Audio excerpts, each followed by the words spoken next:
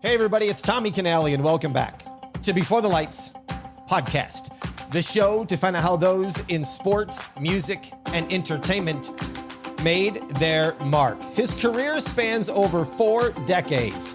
He is a man with a distinctive voice, an actor who has appeared in over 100 feature films and TV shows, along with numerous theater performances. He is best known as Buddy Garrity from the TV series Friday Night Lights. He owns Turnkey Productions III and is a Texas native. Please welcome to the show, Brad Leland. Brad, welcome to Before the Lights. Hey, Tommy, how you doing today, buddy? I'm doing well. This is going to be fun. We're going to go back in time and talk about some of your past projects and what you got coming up. So this is going to be cool.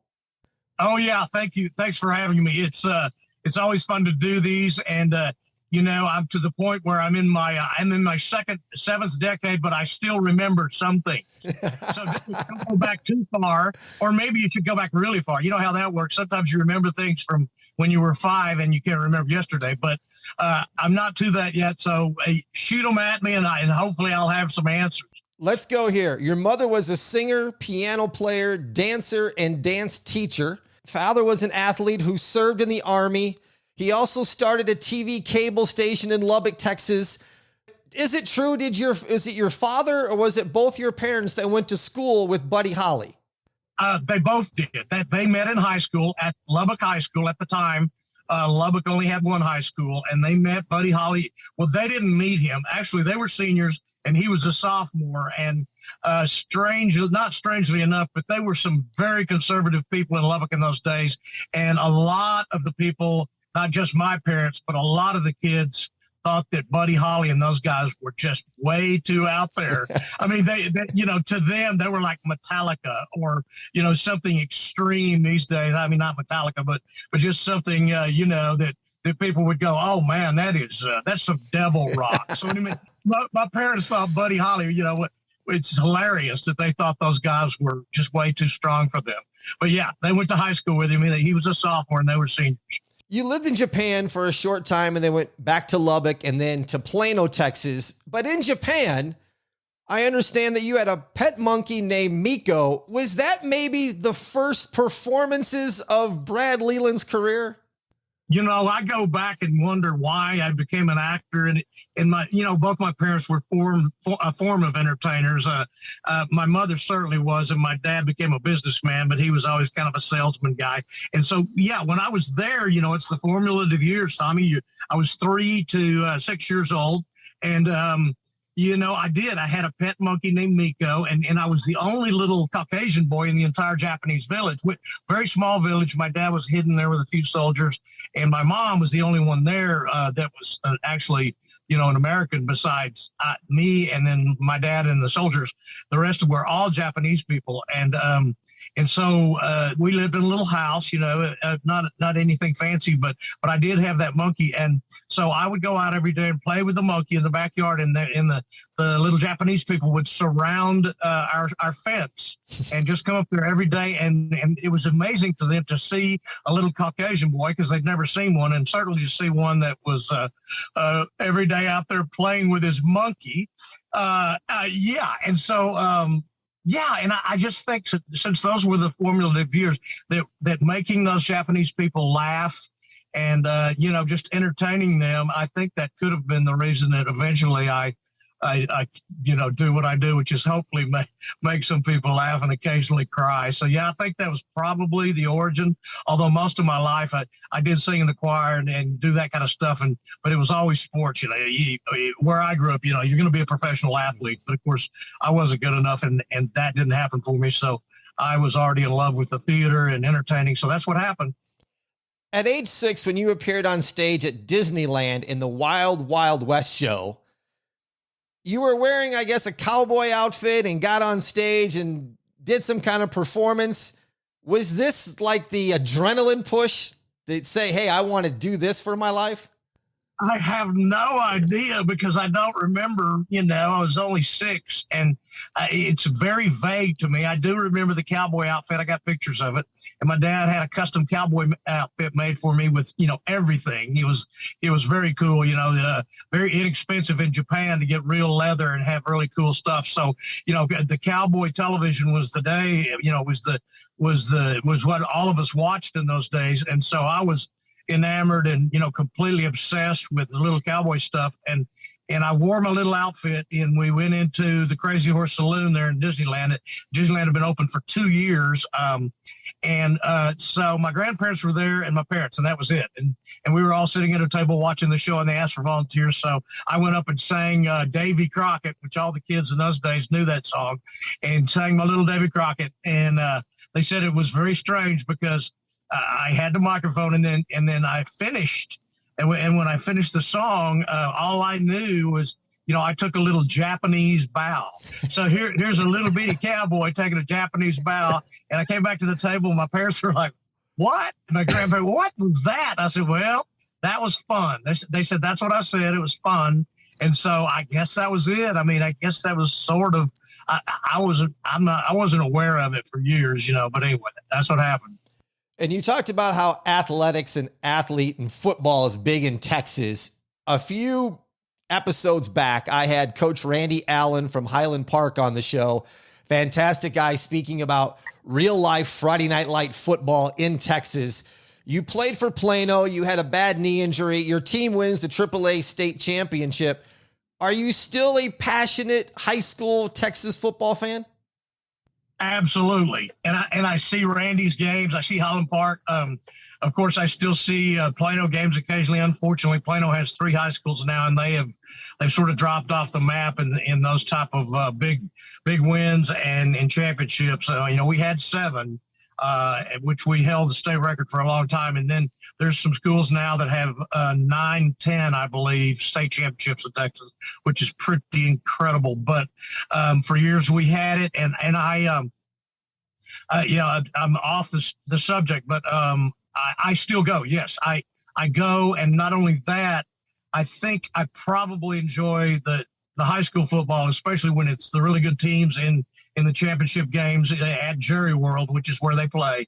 And even the 7-man teams play there. And so you can go, your listeners probably know this, but you can go to Jerry World on Tuesday or Wednesday, I believe, and start watching the 7-man teams and go all the way through 1A, all the way through 6A in Texas, and watch all of the state championship games that week.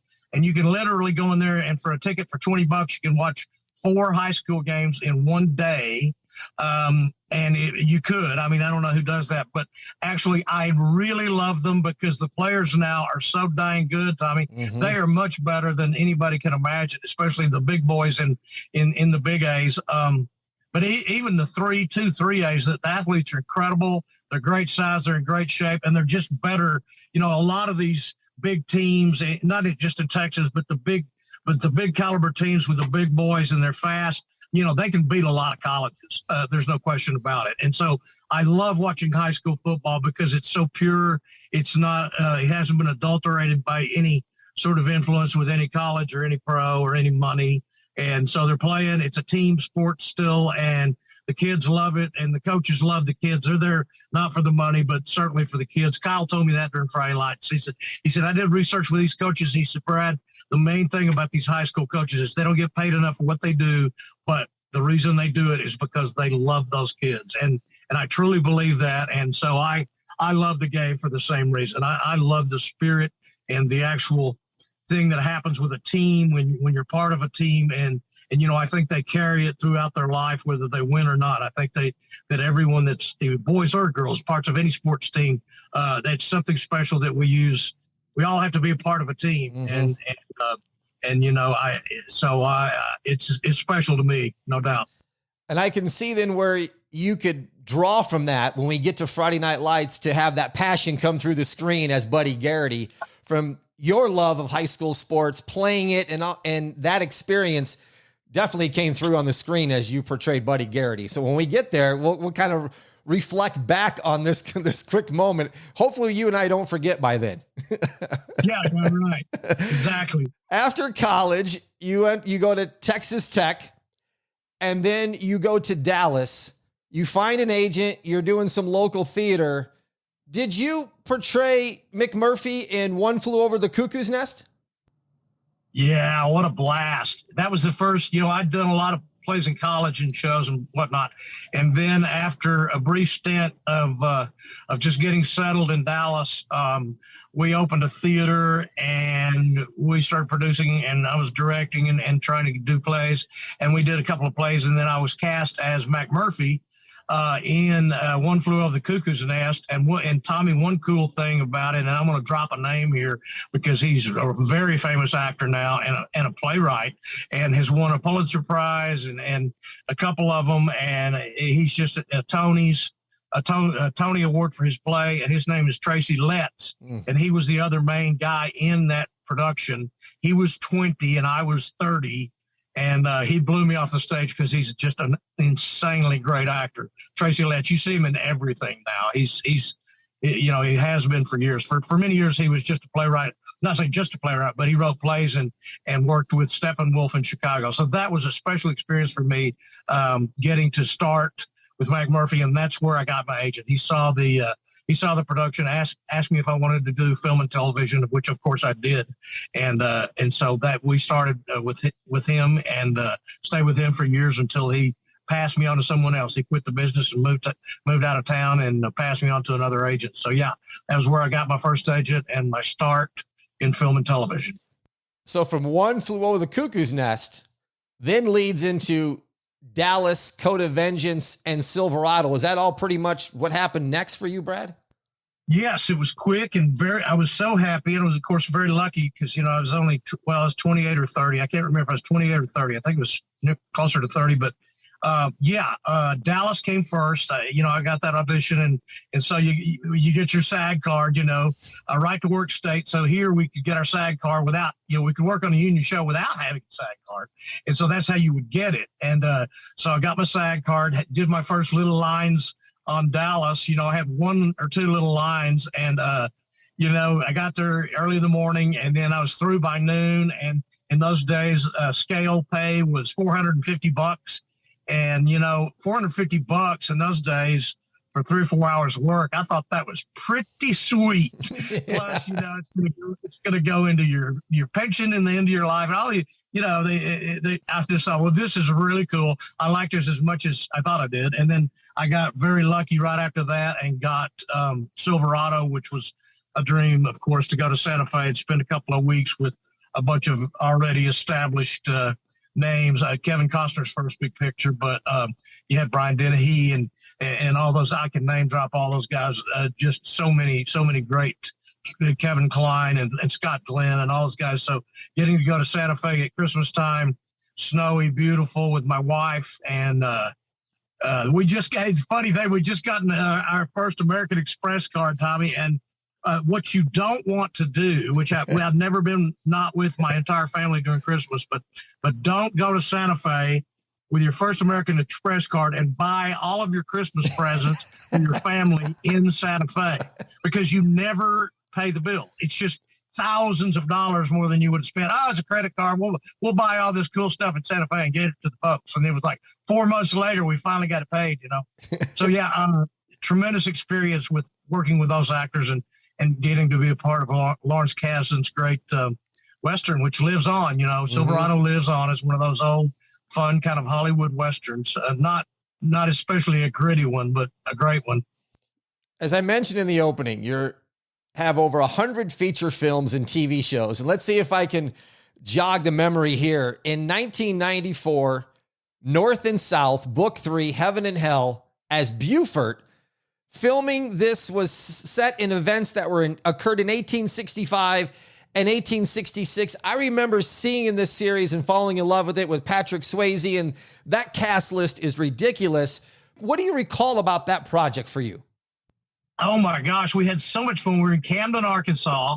You had Kirstie Alley, who at the time was the hottest woman on the planet. Her, and then you had Patrick Swayze, who was the hottest man. and they were the leads, of course. And you knew there was a lot of other people on that show, and I got to hang out, in the trailers with, I think Waylon Jennings was in it, and a couple of old country western stars, and some people that lots of actors were in that. So that was in Little Camden, Arkansas. Hollywood came to town, and man, they treated us great. We had I got stories, man. I'm an avid golfer, so I immediately went to the country club and said, "Hey, we're doing a movie in town. Can we come out here and play?" And they were like, "Oh yeah, man, any day you want." And so I just became this, complete ridiculous. I would go to the country club every day and play golf and meet the members and hang out in this little town in Camden and party and blah blah blah, and then go to work at night because we were shooting at night. So I'd go to work at night and work all night and then not even sleep, just go to the country club and sleep by the pool. And so I had extreme fun there in Camden. And Patrick and Kirsty would come over and make an appearance at the country club, and all the people in Camden would flock there to see them. And, they'd do one dive off the high dive, one perfect swan dive each, and then go back and lay in the chairs and let people come over and talk to them. It was a fun time there, I can tell you. That is a fantastic film. Listeners, if you haven't seen the entire miniseries of North and South, it's a great miniseries. One other thing, Tommy, which was very odd and ironic, after that miniseries, then I did the second North and South miniseries.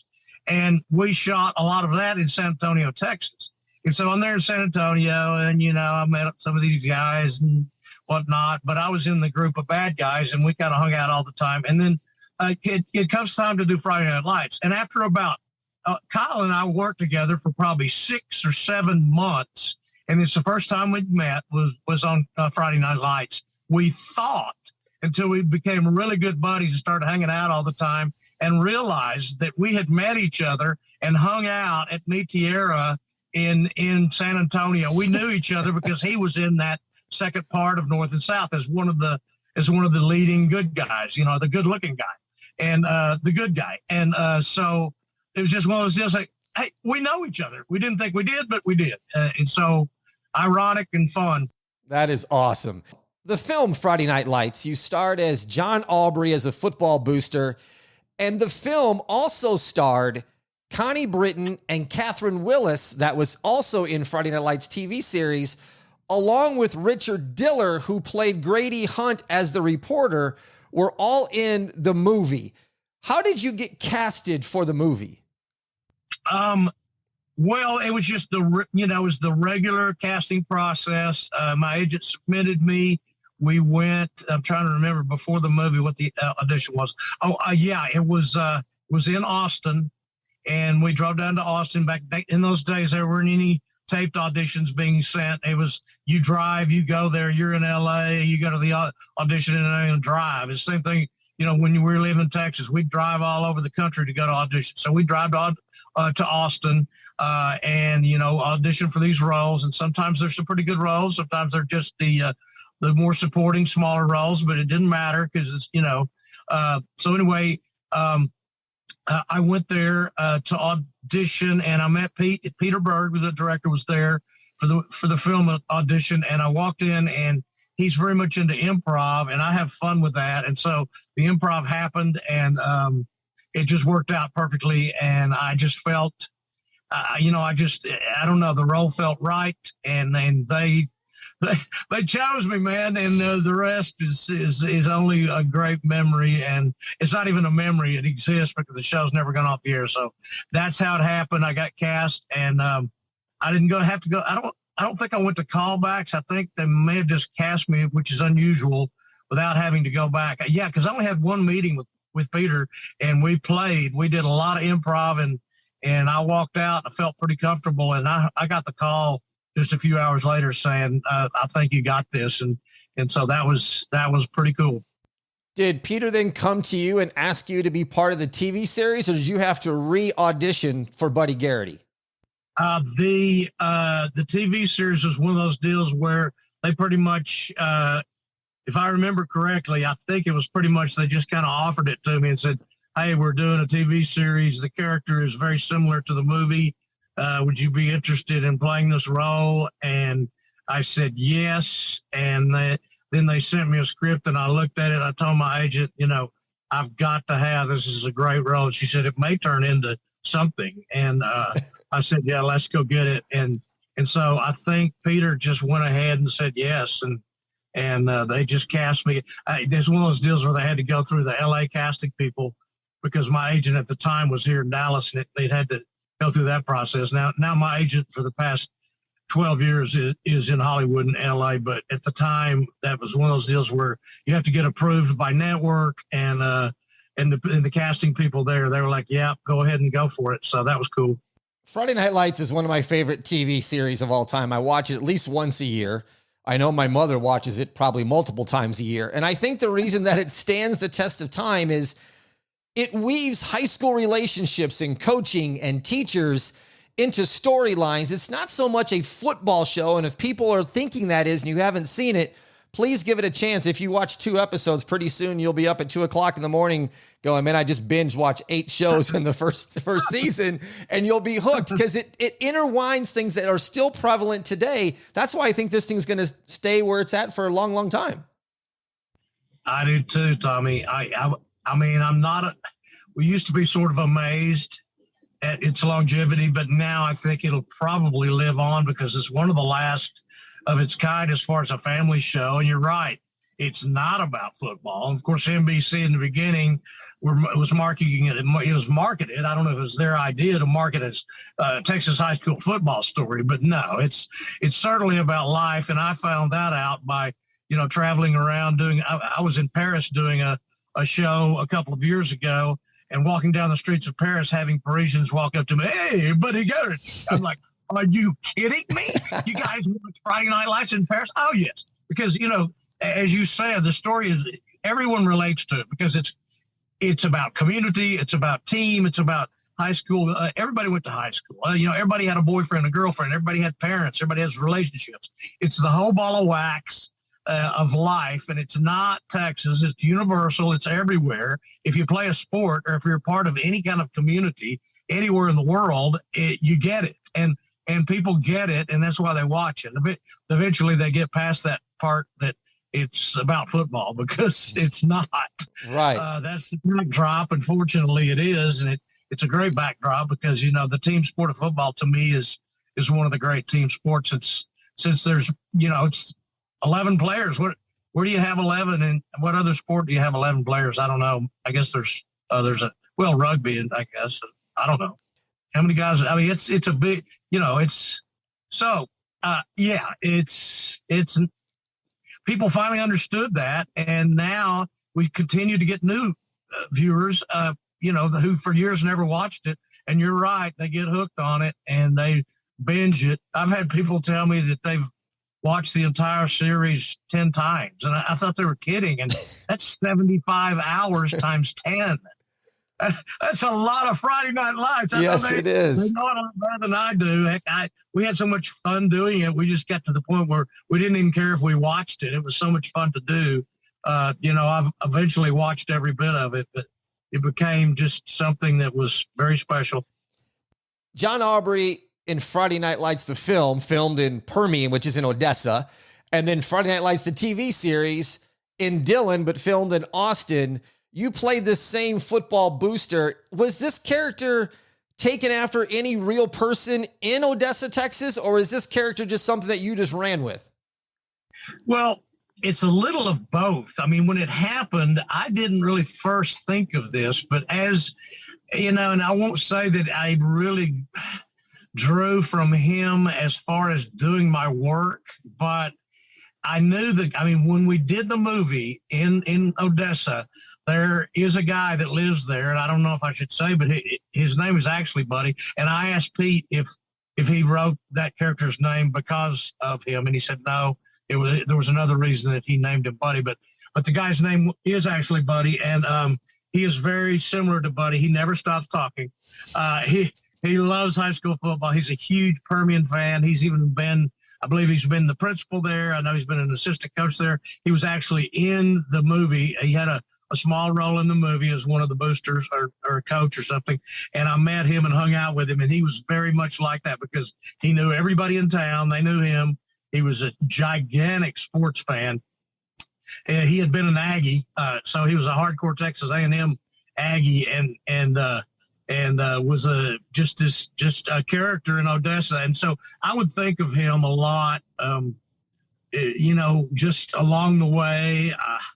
I never really tried to pattern Buddy after him, but I certainly thought about him, and I liked him. He was a fun guy, I'll tell you that. One time we were out to eat, and he was rambling on, and I just looked at his wife. I was sitting next to her, and I said, does he ever stop talking? And she said, no, absolutely not. I've been married to him for 42 years. He hadn't stopped talking yet. So fun guy. I'm sure he's still there. What was the toughest scene for you to film during that series? Oh my goodness. That's a great question and a toughie. Generally, let me say this while I'm thinking about it. One thing that was tough was that it was always so hot, and Buddy always had to have on suits and ties. And when we would shoot indoors, lots of times we had to turn the air conditioner off for sound reasons. And so being in Texas, especially in Austin, South Texas, in the heat, it can be hot in the spring, the summer, and the fall. So Buddy, being a sweat hog, Buddy didn't perspire. Buddy sweat, and it was nasty and horrible. But there was nothing I'd do about it. So I have dealt with that. That was hard, but that's generally hard. A scene that was, there's got to be some. Here's one.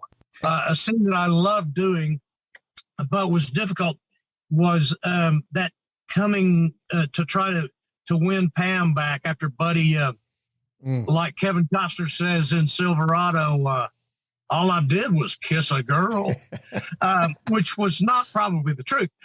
But Buddy wanted to come back, and he wanted his wife to take him back. And so there was the scene where he came back to the house and on the front porch there, which was a pretty big scene. I think they cut a lot of it, but it was pretty much Buddy completely losing it when he couldn't convince her to come back with him. And that was a heavy, heavy time. And I felt like, it kind of, I think it went deep into the part of Buddy that he didn't want anybody to see. I mean, Buddy wouldn't want anybody really to see him cry.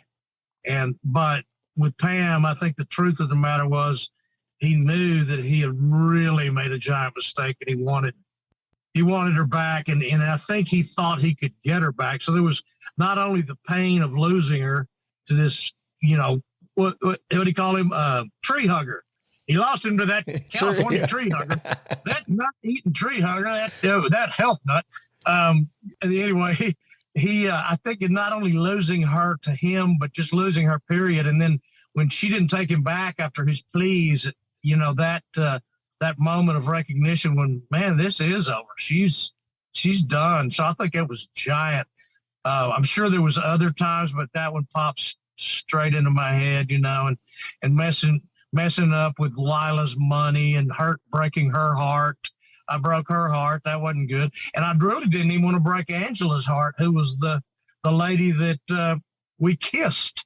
Anyway, in fact, they kind of changed the script on that one, Tommy. I'll tell this quick story, because when Buddy decided to break that off, of course, and then she, of course, outed him at church in front of the entire family. He decided to break that off. I mean, I said to her in my office, I said, look, this is a mistake. I'm sorry. This is terrible. But not only that, in the script, in the beginning, it was like, look, I'm going to give you a crap load of money. It was like $10,000. I'm going to give you $10,000. I'm going to set you up with a friend of mine so you have another job immediately. And I tried to do the best I could to somehow ease it. Well, that's not the way it came out when they edited it, and they kind of changed the line. So it made it look like Buddy was pretty dadgum bad the way he ended that relationship, which, he certainly deserved it. I won't say he didn't deserve it, and he deserved what he got at the church. But yeah, she was cold-blooded to me, and I tried to be real nice to her, but that's what happened. You do not, a woman scorned, not good. Not good. Not good, guys. Here was the storyline I was waiting for the writers to put together. Was Buddy Garrity to get together with Katie McCoy after she just splits up with her husband. And I thought this is a perfect setup with Buddy Garrity and Katie McCoy, but it just never transpired. Oh my gosh. You know, I thought about that a couple of times. Janine Turner. Yes. Yeah, I love Janine, and we knew each other. We had worked together on a movie years before with Pauly Shore, where she was Pauly Shore's girlfriend, if you can imagine that, which is hard to imagine. But anyway, sorry, Pauly. So anyway, the thing, you know, it's funny you should bring that up, because after Pam left, my wife, after Pam left Buddy, and she was gone, and then you noticed Buddy never even had another date.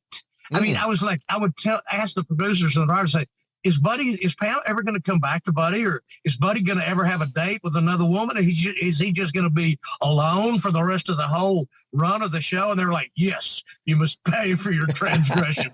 You'll never have another woman. You'll never have another date. I'm like, come on, dude. That's impossible. Buddy's bound to, you know, but they didn't, you know, so Buddy found his, whatever it was he found at the end.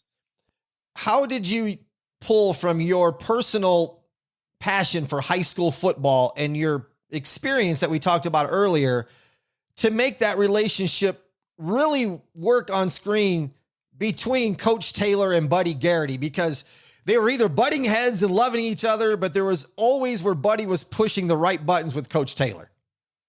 Yeah. I mean, I think the bottom line to that is that I, you know, as caustic and as, you know, meddlesome and all the things Buddy could be, and out of his, you know, space and doing things and saying things that he shouldn't have been saying that were none of his dadgum business. But he loved the coach. He loved him as a person. He thought he was a great coach all the way. It was always about, I've got a great coach here, but I have to train him. You see, he has to understand how this works because he's never done this before. So there was always that omnipotence. It's like, you know, you're a great football coach and I really like you and I want you to be my coach, but you got to do it. I'm telling you, because it's the best way to do it. I mean, it's kind of like, you know, we have a giant sports figure here who is similar to that. We won't mention any names, but it's his way or the highway, and he's pretty much in control of everything.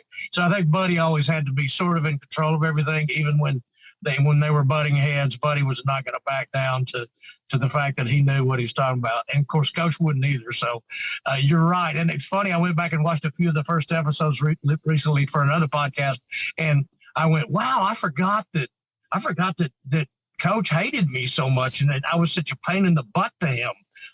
Because the relationship changed over the years and it just wasn't that anymore. But I'd forgotten how in the beginning it was like, yeah, Buddy, you know, Buddy, shut up and leave me alone. That was cool. I want to do a podcast plug, people. Check out Clear Eyes, Full Hearts. It's hosted by Derek Phillips, who played Billy Riggins, and Stacey Oristano, who played Minnie Colette Riggins. It's released on Tuesdays.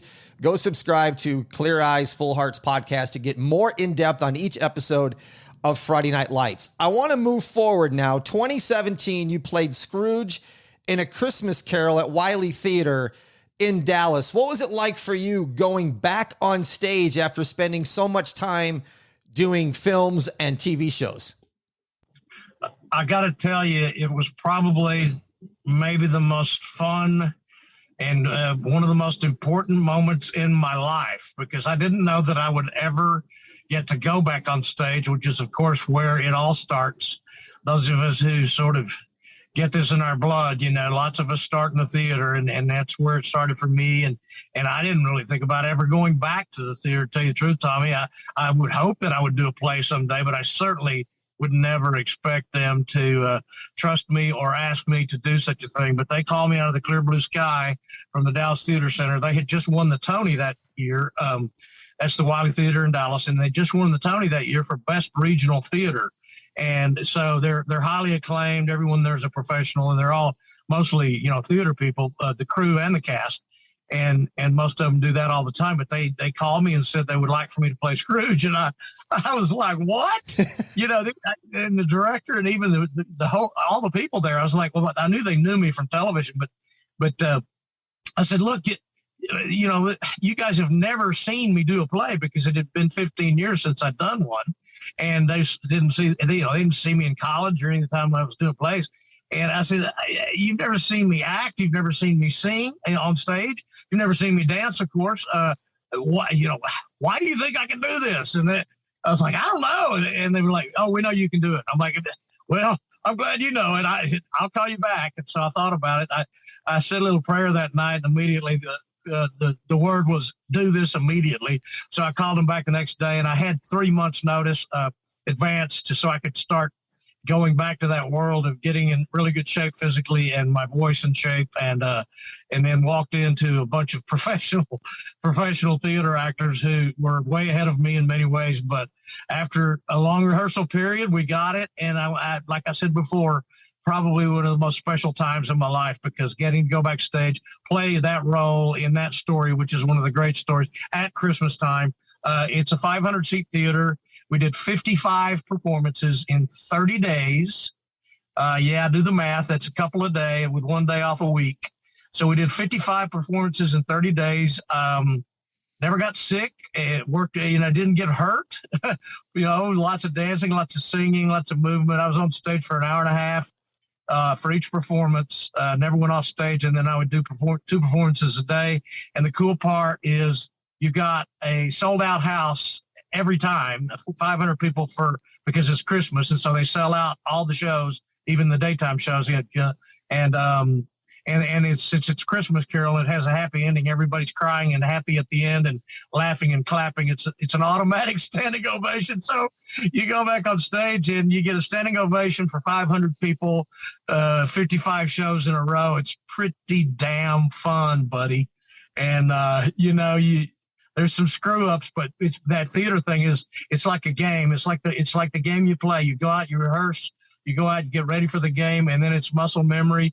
You go out there and you play the game, and it's just fun. It's just, you're on cruise control, and it's awesome.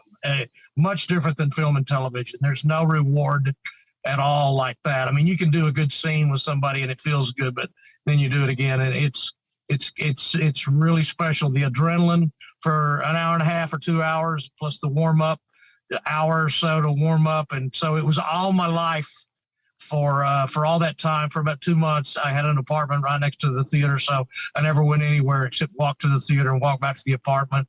And an actor's life for me, if I could do that all the time, I would do that. Were you in the same play with Liz Michael from Friday Night Lights? I've had Liz on the show as well. Was she in that with you?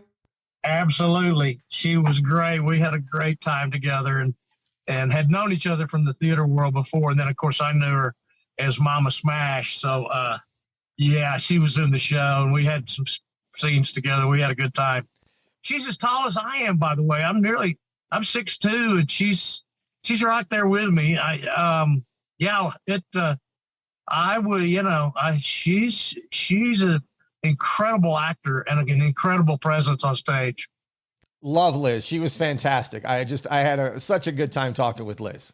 2019, one of your favorite films is The Last Whistle. A football player collapses during practice. You played Victor Trenton. You filmed this entire film in 2 weeks in Fort Worth. What is it about this project, Brad, that is so dear to you? Well, my agent calls me because they want you to play a football coach, and I thought, well, after Friday Night Lights, and it was a few years later, I'm like, I'll never do another football thing. And they go, I want you to play this football coach. And when I heard the story about the young man losing his life, and it had a really good heart to it. And they were, it was also, they're offering me the lead in a movie, which I really haven't done that very often. I'd done 1 or 2 other pictures, I think, where I was the lead character. So getting to play the lead, and there was a nice change in him. He had a nice arc to the character, and it was a low budget, quick little picture too. We shot the whole thing in 2 weeks, but wow, great crew, young, very young. And one of the coolest things about it, he asked me what I want. The director said, Brad, what would you like with this show, with the crew, or with something special about the production? I said, well, I heard Quentin Tarantino has this great idea, and I would love to see this. I said, I would love it if nobody had their cell phones on the set ever, because they're doing a movie. Why do we have our cell phones? I mean, the producers can go outside and use their cell phones for what they need. But while we're doing a show and while we're in there shooting, in the old days, we didn't have cell phones. You know what we did? We talked to each other. We talked about the show. We worked on our craft. We were shooting. We were doing the sound. We were doing the props, and we weren't on cell phones and being distracted. And he said, we'll do it. And so that we did that. And it made it so much fun because, you know, in between we would have conversations, we would sing, we would play music, and it felt like the old days when we made movies without cell phones. And so it was really special in that way to me that I got to work with a bunch of young people who are always attached to their cell phones, but during the shoot, they weren't attached to them at all. And neither was I. You know, I go away from it and be away from it for 8 or 10 hours. And it was in Fort Worth, which is one of my favorite places on the planet. Friendly people there. It's a big little city. It's different than Dallas and Houston. So loved being in Fort Worth. Friendly, great people, and a great time shooting that. It was also hot, very hot. I think one day it was about 128 or 130 on the field. It was about 105, and then you add 25 degrees because of the artificial turf. And what's his name? Used to coach at who's that coach? He was in the movie with me. He coached at LSU. Very famous coach who's now coaching in another place. He was there, so I got to talk to him about real football. Anyway, it's okay. We'll think of it. But anyway, we could look it up. But I had a fun time, you know, being with a real football guy. And you know, he was a real football guy, and he's been doing a little bit of acting, but he went back to coaching football after LSU let him go. He's back. He's at Kansas, I believe now. Go forward. The Last Whistle was fun, low budget picture, but yeah, we shot it quick, and I enjoyed the experience a lot. This is Before the Lights, but talk about supporting Beyond the Lights, Celebrity Golf Classic in Austin, to aid those with spinal cord injuries. Yeah, man, that's a special time too. And that was Kyle, you know, it's Kyle instigating in a lot of ways. He and I were playing golf one day, and he said, you know, we're in the community here in Austin. We need to be a part of it. We need to do something, some kind of charity, you know. We've got all this stuff working here. And I was like, yeah, that's a good idea. Let's do it. What do we do? And, you know, we're playing, and we're just on this hole, and all of a sudden we both just, you know, it was like, I said, well, why don't we do a golf tournament? He goes, well, have you ever done one? I said, no. But, you know, I love golf, and let's do a golf tournament, and we can raise money that way. So that idea was born in one hole, and we just went, okay, we're going to do it. And then we talked to some people on the crew, and one of the girls on the crew said, I'd love to be the chairman of your committee to put this thing together. And she started working with us, and she eventually became the film commissioner of Texas. Very smart lady who helped us, you know, and we organized, and we got sponsors, giant sponsors, and it ended up being, you know, what turned into it was a one-day golf tournament, turned into a 4-day event at a resort there in Austin, and families would come, and we had Wives Day, and we had gambling, we had a Saturday night banquet, and you know, performance by live bands, and then we had the golf tournament, and again, you know, frisbee tournament, and it just turned into a giant thing, and we ended up supporting or sending our money to the Bonicani Fund. Nick Bonicani started for spinal cord, and then the Gridiron Heroes, also spinal cord injuries, and, you know, boys and girls, not just football. And so we raised money for those two organizations, and did that for 6 years. It was called Beyond the Lights, and hopefully maybe someday it can come back, because it was a worthwhile venture, and we loved doing it, and we met so many incredible people. I get to go to New York every year for the great sports convention up there, and I've met the biggest sports stars of all time at that. So for me, it was a dream come true, and it personally, I get to do that, and also, of course, the most important thing is that we raised a lot of money and helped a lot of kids. It's cool to give a family who's very poor. It's cool to give them. We gave away completely equipped handicap vans for their kids who were in wheelchairs, and we could give them an entire van that was decked out with everything they needed. and to watch their faces when we would give them one of those was certainly worth any amount of work that we did. It's always fun to give back something. And that came a lot from Kyle. And then, I just did a lot of talking on the phone, and then a lot of crazy crap at the golf course. Other than that, well, we had people working for us that were really good. That is outstanding. I love that you guys did that. That's fantastic. Yeah. Can you talk about your new project, Hostile Territory, a post-Civil War about a Union soldier whose children are put on an orphan train when he was presumed dead? Yeah, I just saw it last night for the first time. It just hit the streamers. It was in the theaters, just very select theaters across the country for the past week. But I think it'll probably leave quickly. It's not a big picture like that. It is big in scope. We shot it up in Colorado, and it's beautiful. There's cowboys, and there's Indians, and there's Civil War, and there's horses, and there's children, and there's trains, and there's snow, and there's fighting, and there's family reunions, and it's just a big old happy movie in a way. I mean, it's very sad in lots of ways, but it's that true story of what happened to those orphans in those days. Right after the Civil War, there were so many orphans because so many parents were killed and misplaced, that these orphans were abundant. And so these organizations, I'm the head of an organization that gathers up these orphans and then gets them to various homes across the country through a real adoption process. And people adopt these children. And then, there was the main character, of course, he comes home and they thought he was dead, and we've already sent his children off to be adopted. So the movie is he is in search of finding his family, and I'm out there all the time with all these children trying to find families for them. I really was pleased with the character. It's really far from Buddy Garrity, and it's kind of cool. It's a different voice. I don't know where it came from, but it's a different voice. And he's got really long hair and a big old beard. And he had, luckily I was the warmest one there. They gave me great warm clothing. So I was always warm in the cold with all these poor little kids who played orphans running around in the rags, 20 degrees and snowing, and these little trooper actors wouldn't, never griping, just out there doing their thing. And I was over there with a big old heavy wool coat and everything else. So it was a fun experience, beautiful experience. That's for sure. Listeners, go to the show notes. I'll put a link to the streaming for Hostile Territory. I'll also put one there to the podcast that I mentioned, and where you can go watch Friday Night Lights, the TV series and movie as well. Last thing before we wrap up here, Brad, is I know you're a big golfer and a big golf nut.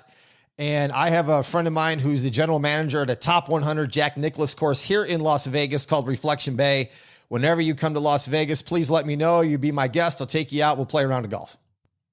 Hey, I love that. You better be careful. I can hop on a plane quickly. But thank you for saying that, Tommy. Of course, I'll love it, and I will take you up on that.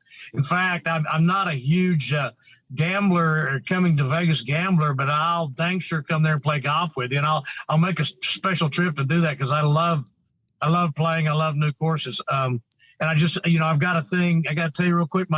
I still play with the guys I grew up with in elementary and junior high in Lubbock. I still hang. I've got about 12 or 14 of those guys that I still hang with every year, and we have an annual golf thing, and I see them a lot anyway. And then all my buddies from Plano that I grew up with in high school and college buddies, we all play. So I'm very fortunate to get to still play with all the kids I've been playing with my whole life, and we're just at this point, we're a bunch of 65 to 70-year-old kids out there still doing what we've been doing since we just got back from Austin having one. And my oldest friend I've known since third grade. And here we're out there playing and going, man, it's pretty weird. We probably wouldn't have thought that we would be doing this, and we're still doing it. So I will take you up on that, and I look forward to seeing you.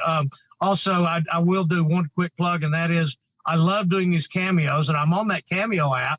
And so a lot of fans and a lot of people, register on that thing, and I'll do a cameo for them. So just look up Brad Leland on Cameo, and I'll do a cameo for anything, birthdays and anniversaries and roasts and all this kind of stuff. It's fun. I'll put a link in that to the show notes as well, folks. You have to go to Cameo and get Brad to send somebody, maybe even yourself, a personalized message. I think the only way to end an episode like this is for Buddy Garrity to take us out with the classic saying of, it's full Texas accent. I don't think Buddy was ever quite this thick, but if he was going to say it right now, I think the way he'd probably say it is, Tommy, always remember, clear eyes, full hearts, can't lose. I want to thank Brad Leland for being on Before the Lights podcast. Go follow me on Instagram at Before the Lights podcast and follow the show anywhere podcasts are found. Thank you for listening to Before the Lights. I'm Tommy Canale. And until next time, I salute a chin chin.